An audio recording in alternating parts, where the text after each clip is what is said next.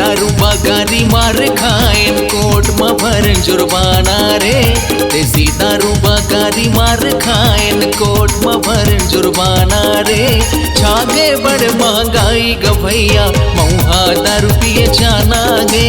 छागे बड़ महंगाई ग भैया मऊहा दारू पिए जाना है। ले ले चना चूर गरम मऊहा दारू के दीवाना रे। ले ले चना चूर गरम मऊहा दारू के दीवाना रे।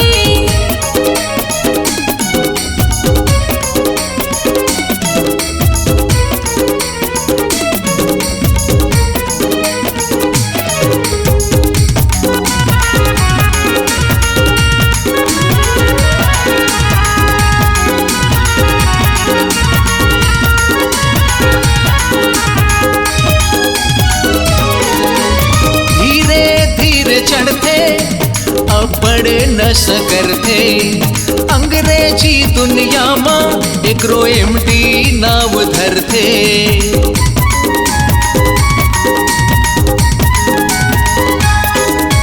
धीरे धीरे चढ़ते अब बड़े नशा करते अंग्रेजी दुनिया में एकरो एमडी नाव धरते।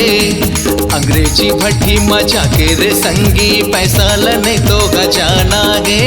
अंग्रेजी भट्टी मचा के रे संगी पैसा लने तो गजाना गे। छागे बड़ महंगाई ग भैया मऊहा दारू पिए जाना गे। छागे बड़ महंगाई रे भैया मऊहा दारू पिए जाना है। ले ले चना चूर गरम मऊहा दारू के दीवाना रे। ले ले चना चूर गरम मऊहा दारू के दीवाना रे।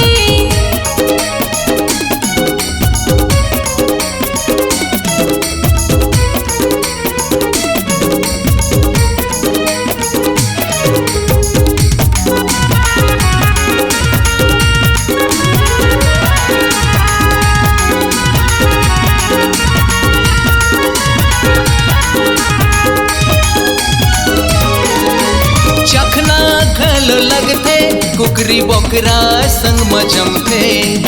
स्प्राइट डिस्पोजल इनो खलो लगते।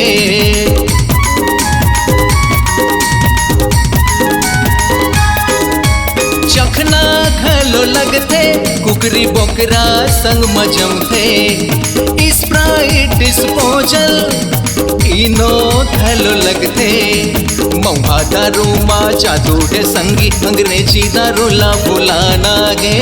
मऊहा दारू मा जादू है संगी अंग्रेजी दारू ला बुलाना गे।